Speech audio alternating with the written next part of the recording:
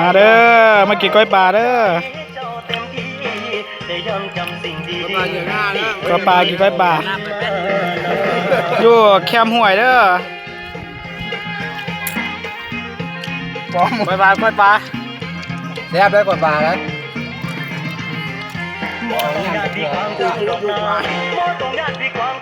เฮ้ยตรงเพชรกัน